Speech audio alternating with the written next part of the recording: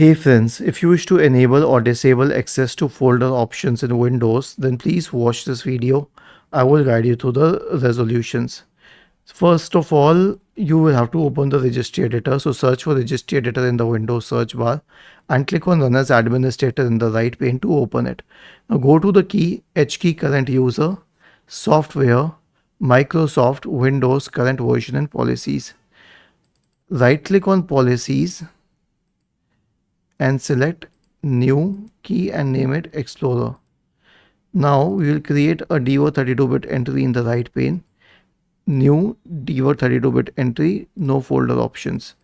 Double click on it, change the value data to 1 and hit enter. And then restart your computer. This will disable folder options, and if you wish to enable it, then simply open the registry editor once again.